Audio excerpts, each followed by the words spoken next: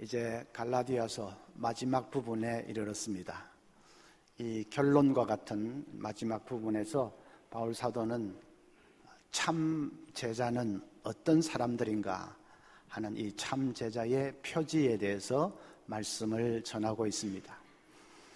갈라디아서 서신은 사도 바울이 자신의 손으로 직접 쓴 것은 아닙니다.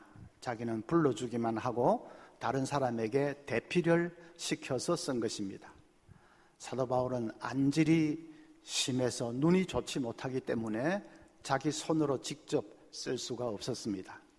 그런데 11절에 보면 내 손으로 너희에게 이렇게 큰 글자로 쓴 것을 보라 했습니다.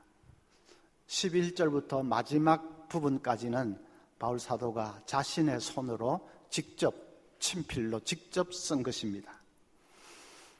그것은 이제 이때까지의 모든 교훈이 바울 자신에게서 나온 것이 확실하다 하는 일종의 서명의 의미로 직접 쓴 것입니다. 또 나아가서 이 결론 부분이 너무나 중요하기 때문에 직접 쓴 것입니다. 바울이 이 좋지도 못한 눈을 가지고 한자 한자 큰 글자로 정성껏 써내려가는 그 모습을 한번 떠올려 보십시오. 상상만 해도 감동이 되지 않습니까? 자, 한자 한자 바울이 직접 쓴 이 마지막 부분 통해서 참 제자는 어떤 사람인가, 참 제자의 표지에 대해서 한번 생각을 해보겠습니다. 첫째로는 참 제자의 표지는 날마다 내적인 변화를 경험하는 것입니다. 12절에 보면 무릇 육체의 모양을 내려 하는 자들이 억지로 너희에게 할례를 받게 하면, 율법주의자들은 그리스도인들이라도 할례를 받아야 된다고 주장을 했습니다. 할례라는 것이 뭐지요? 육체에 이 표식을 남기는 것 아닙니까? 그것은 하나의 종교적이고 외형적인 의식에 불과한 것입니다. 할례를 받는다고 무슨 심령이 변합니까? 삶이 변합니까? 아니지요. 그런데도 율법주의자들은 그런 외형적인 종교의식에 불과한 것을 믿음의 핵심으로 보았습니다. 그런 것들이 쌓여야 구원을 얻을 수 있다고 주장을 했습니다. 사도 바울은 그것이 잘못이라고 지금 책망을 하는 것입니다. 종교가 부패하면 오히려 외형에 치우치게 됩니다. 이사야 29장 13절에도 주께서 이르시되 이 백성이 입으로는 나를 가까이 하며 입술로는 나를 공경하나 그들의 마음은 내게서 멀리 떠났나니. 이스라엘 백성들에게 최대의 문제가 그거였습니다. 그들의 종교는 입술의 종교였습니다. 형식과 의식에 치우친 그런 종교였습니다. 마음의 종교는 아니었습니다. 우리도 그것을 조심해야 됩니다. 믿음은 결코 외형적이고 의식적인 그런 것이 아닙니다. 입술에 붙은 것이 아닙니다. 믿음은 우리 내면에 대한 것입니다. 우리가 내적으로 변하고 심령이 새로워지는 것입니다. 날마다 하나님을 만나서 하나님과 깊이 교통하면서 내 내면이 변하고 내 속사람이 새로워지는 것입니다. 사도 바울은 나는 날마다 죽노라 그렇게 말씀했지요. 성령 안에서 날마다 내 옛사람은 죽고 새 사람으로 거듭나는 그 내면의 변화를 경험하는 그것이 참 제자의 특징입니다. 그렇게 내적으로 새로워지는 것이 없이 그저 외형과 의식만 남아있으면 그것은 기독교가 아니라 교회교입니다. 크리스티애니티가 아니라 처치애니티가 됩니다. 그리스도와의 교제가 충만할 때에 그것이 크리스티애니티지, 그건 없고 그냥 어떤 외형적인 의식만 남아있을 때에 그건 기독교가 아니라 교회교에 불과하게 됩니다. 우리 내면이 새로워지는데 제일 방해가 되는 것이 뭘까? 그건 익숙함입니다. 말씀에 대해 너무 익숙해져 버리는 것입니다. 내가 들어본 말씀이다, 잘 아는 말씀이다, 그렇게 익숙해지는 것입니다. 익숙해지는 것이 최대의 적입니다. 왜냐하면 너무 익숙해지면 영적으로 아무 영향을 받지 않게 되기 때문입니다. 옛날 연애할 때를 생각을 해보십시오.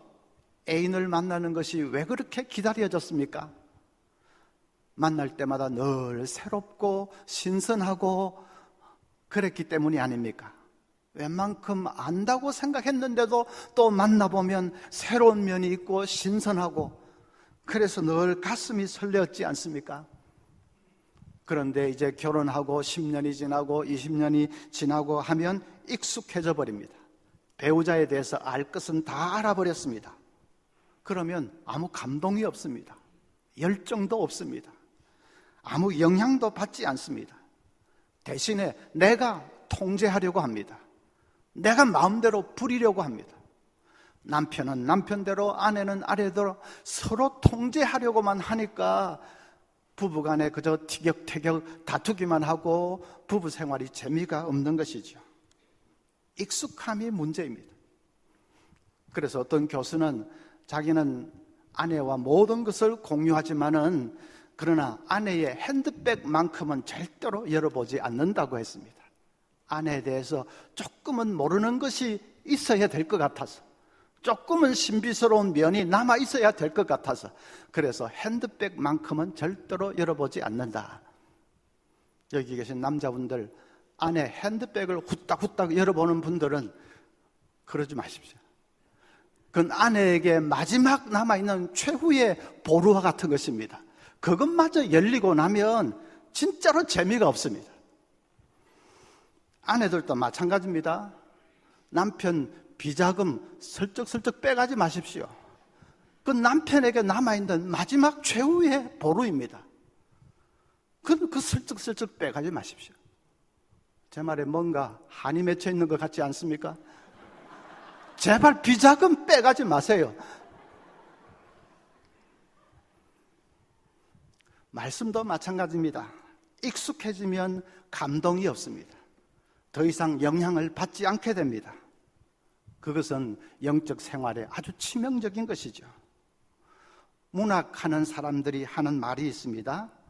익숙해져 있는 사물이라도 그걸 낯설게 대하면 그 사물의 본질이 보이기 시작한다고 합니다. 그래서 문학가들에게 있어서는 낯설게 하기, 거리두기, 그것이 글쓰기 작업의 아주 핵심입니다. 사물을 얼마나 낯설게 대할 수 있느냐에 따라서 얼마나 독창적이고 본질적인 사고를 할 수 있느냐가 결정됩니다. 우리도 말씀을 대할 때 익숙함은 다 내려놓고 낯선 세계를 대하듯이 대해야 됩니다. 내가 다 아는 말씀이다, 이미 들어본 말씀이다, 그런 거 다 내려놓고 마치 처음 대하듯이, 낯설게 대하듯이 그렇게 대해야 됩니다. 그러면 나 자신이 보이기 시작합니다. 내 정체가 보이기 시작합니다. 내 속에 숨어있는 우상이 보이기 시작합니다. 그래서 나 자신을 갈아엎는 것이죠. 나도 모르게 스며들어와 있는 이 세상의 가치들을 그냥 두들겨 부숴 깨트리는 것이죠. 그것이 사도 바울이 나는 날마다 죽노라, 날마다 죽노라 한 말씀의 의미입니다. 영성학자 마크 부캐넌이 이런 얘기를 했습니다. 자기가 교제하는 사람들이 많은데 그 중에 게이저라고 하는 은퇴 목사님이 계신데, 그 목사님은 팔순을 넘긴 연로하신 분입니다. 그런데도 영적으로는 강인한 분입니다. 뭐 병자가 생기거나 귀신 들린 사람이 있으면 두말도 않고 그 목사님에게 데려갈 정도로 그분은 아주 기도 대장이고 영적으로 강력하신 분입니다. 서로 대화를 해보면 팔순을 넘긴 분이라고는 믿어지지 않을 정도로 얼마나 생각이 새롭고 진취적이고 신선한지 모릅니다. 그래서 도대체 저런 능력이, 나이를 잊어버린 저런 능력이 어디서 오는 것일까 늘 궁금했는데 계속 교제를 하면서 그 비결을 알았다고 합니다. 그 목사님은, 그 게이즈라는 은퇴 목사님은 자기와 대화를 할 때마다 오늘 아침에 주님께서 자기에게 뭐라고 말씀하셨는지, 그 말씀 때문에 자기가 얼마나 업되어 있는지 그것을 그냥 막 늘어놓는 것입니다. 마치 어린아이 같이 기뻐하면서 그냥 흥분해가지고 오늘 아침에 주님이 이렇게 말씀하셨다고 아주 흥분해서 그것을 막 늘어놓는 것입니다.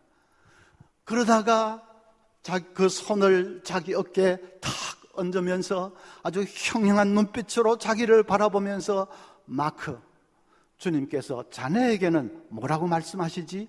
하고 묻는다는 것입니다. 그러면 이 마크 부캐넌은 그냥 쫄아드는 것이죠. 자기는 아무 들은 말씀이 없기 때문에 그냥 쫄아드는 것이죠. 그래서 자기도 이래서 안 되겠다.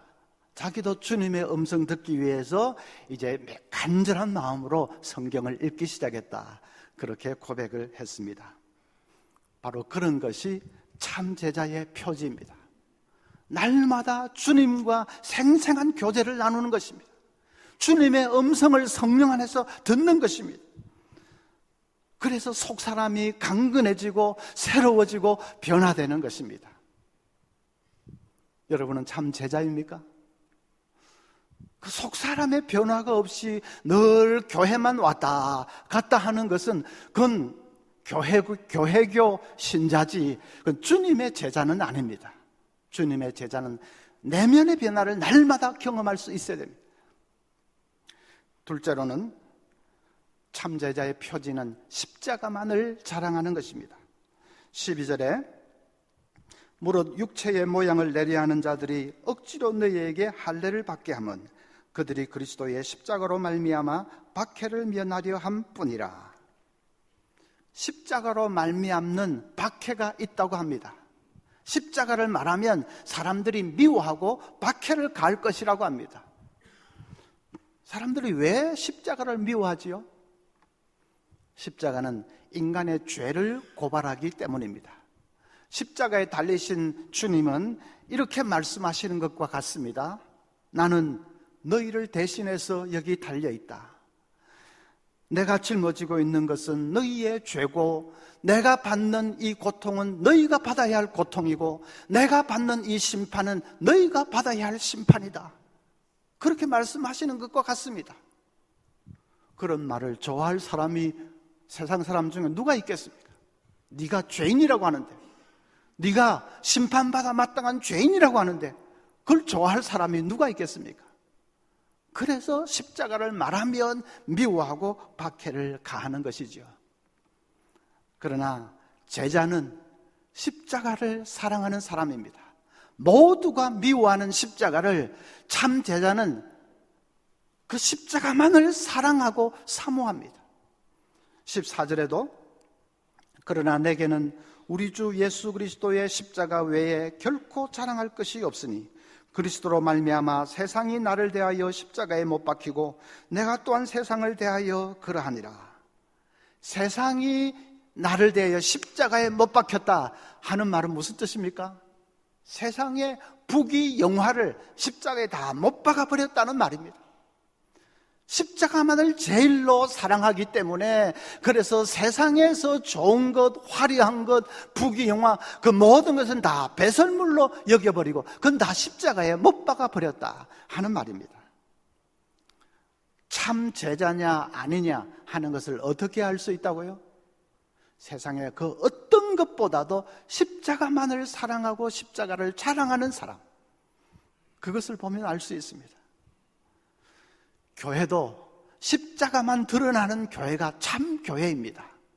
예수님의 십자가만 드러내는 교회, 예수님만 드러내는 교회, 그 교회가 좋은 교회입니다. 예배를 마치고 나오는 교인들이 야, 오늘 목사님 설교 대단하다, 최고다, 목사 최고다 그러고 있으면 그 설교는 잘못된 설교입니다.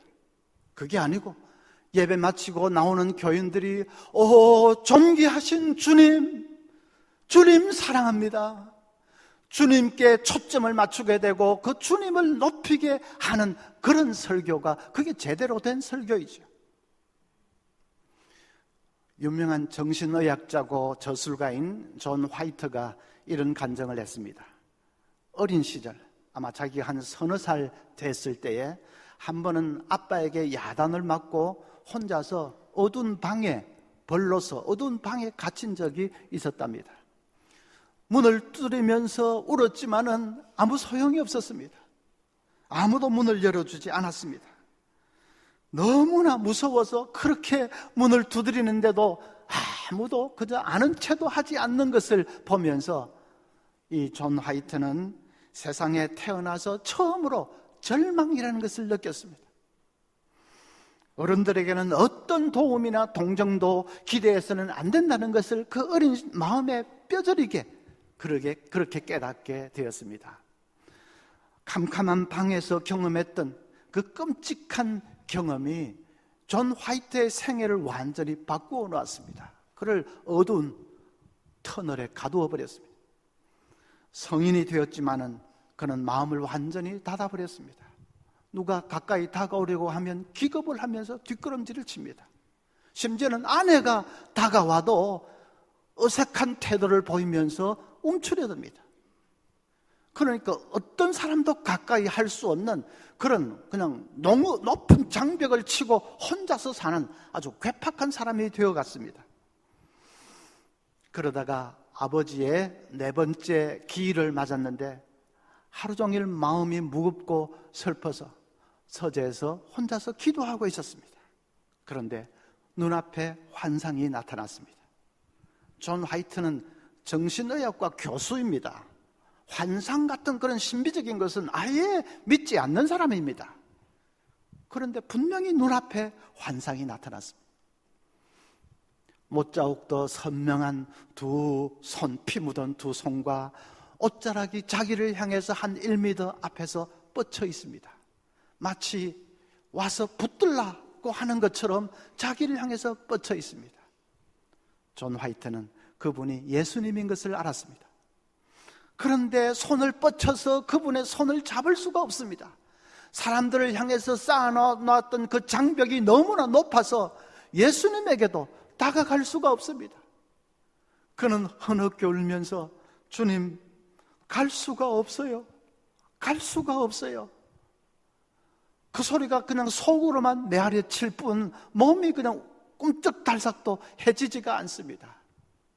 그러자 그 손이 다가오더니 자기의 어깨를 감싸는 것이 아니겠습니까? 그리고는 분명한 주님의 음성이 들려옵니다. 존아, 내가 너를 사랑한다. 너의 상처와 고통을 내가 안다. 내가 그것을 위해서 죽었다. 이제 내가 너와 함께하마. 두려워하지 마라. 존 화이트는 그 자리에서 거꾸러졌습니다. 그리고 어린아이같이 그 분명한 음성 앞에서 그냥 어린아이같이 엉엉 울었습니다. 그날의 그 경험 이후로 그 사람이 완전히 변했습니다. 그 높은 장벽이 허물어졌습니다. 주님이 함께 계신데, 그래서 그 길고 어두웠던 터널을 벗어날 수가 있었습니다. 그분은 훗날에 마음에 무거운 상처를 안고 살아가는 수많은 사람들을 치유하는 그런 유명한 정신의학자가 되었습니다. 여러분, 주님의 십자가를 자주자주 묵상하십시오. 그 무슨 초신자들에게나 필요한 것이다, 그런 것이 아닙니다. 우리 모두가 주님의 십자가를 자주 묵상하고 그 피 묻은 십자가를 붙들 수 있어야 됩니다. 주님의 십자가가 우리 속에 생생하게 살아있어야 합니다. 그래서 날마다 십자가의 능력 가운데 사는 저와 여러분 될 수 있기를 바랍니다. 그것이 참 제자입니다. 세상의 어떤 것보다도 십자가를 사랑하고 십자가만을 내세우고 자랑하는 사람, 참 제자이죠. 세 번째는, 참 제자는 예수의 흔적을 간직한 사람입니다. 17절에 이후로는 누구든지 나를 괴롭게 하지 말라. 내가 내 몸에 예수의 흔적을 지니고 있노라. 몸에 예수의 흔적을 지니고 있다. 그게 무슨 뜻일까요? 그것은 복음을 위해서 받은 고난을 가리킵니다. 바울 사도는 복음 전하다가 헐벗고 굶주리고 두들겨 맞고 한 적이 한두 번이 아니지요. 루스드라라는 곳에서는 돌에 맞아서 거의 죽음 일보 전까지 가기도 했습니다. 그러니까 사도의 몸에는 그냥 어느 한 군데 성한 것이 없이 온 몸이 상처투성이었을 것입니다. 바로 그런 고난을 가리켜서 내 몸에 예수의 흔적을 지니고 있다, 그렇게 말한 것입니다.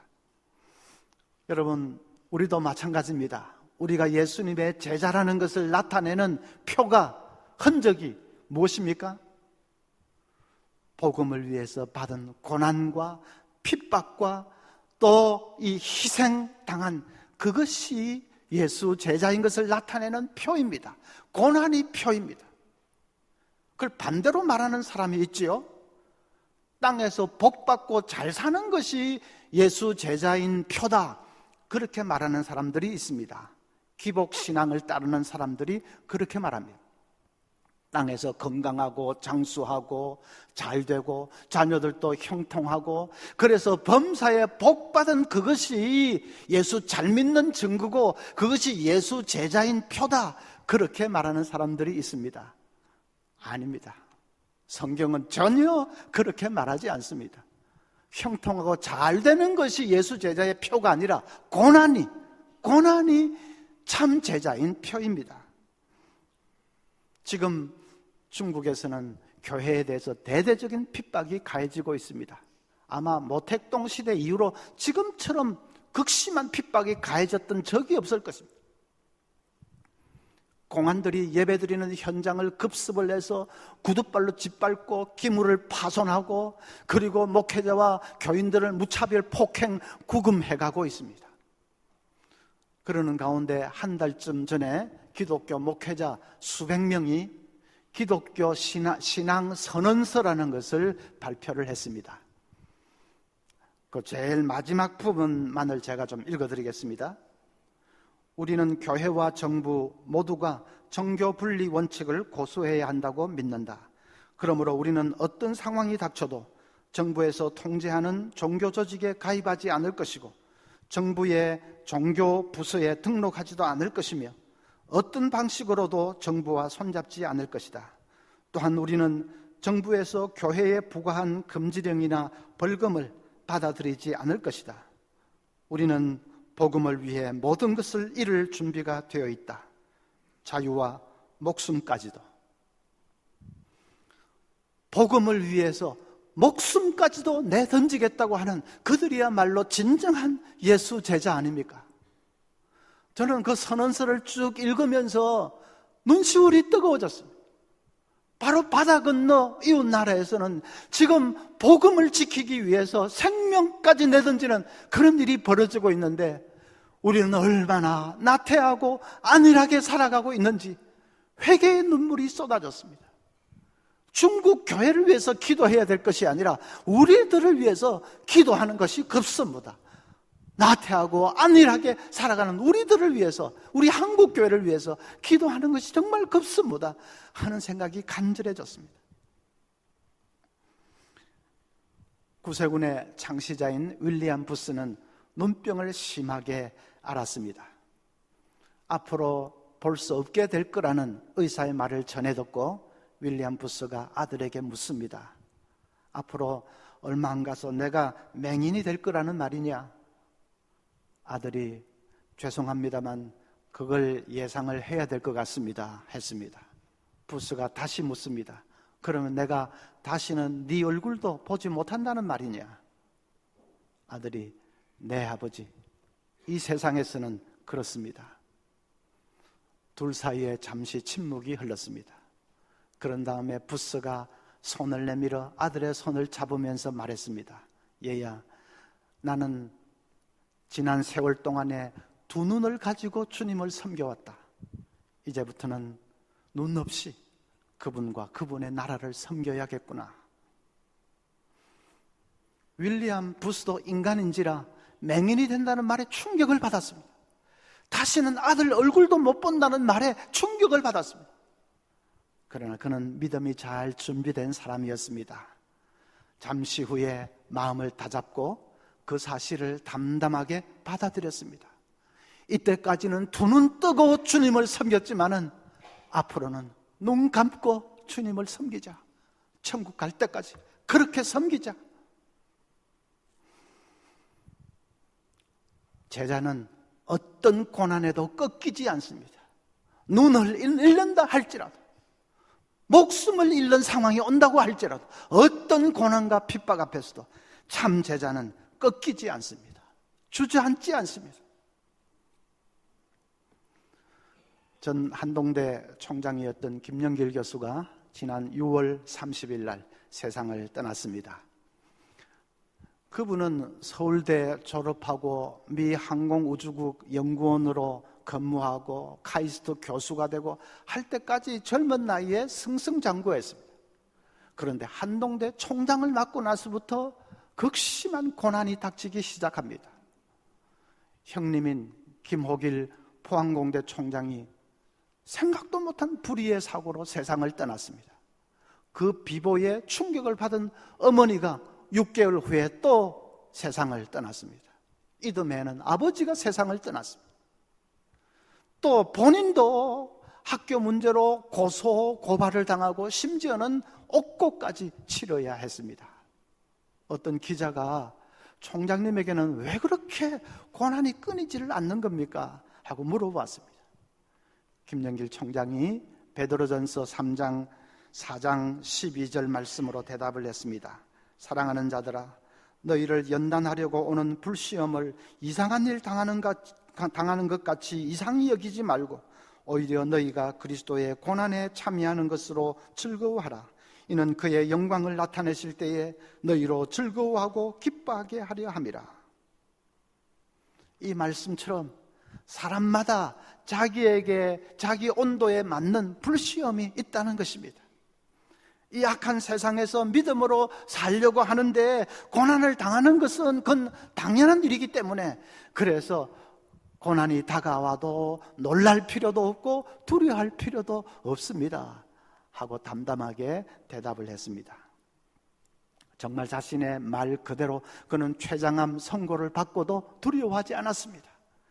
계속해서 사무실로 출근을 하면서 학생들을 만나고 지도했습니다. 한동대를 진리의 말씀 위에 든든히 세우기 위한 그 작업을 멈추지 않고 계속했습니다. 세상 떠나기 며칠 전에 병실을 찾아온 이재훈 목사님에게 이 김영길 총장이 큰 소리로 말했습니다. 목사님, 저는 죽어도 삽니다. 죽음은 저에게 기쁨입니다. 하나님께로 돌아가는 기쁨입니다. 의식이 떠나가면서도 부활신앙을 또렷하게 고백을 했습니다. 그리고 마침내 승리를 했습니다. 여러분, 참 제자는 고난 앞에서도 꺾이지 않습니다.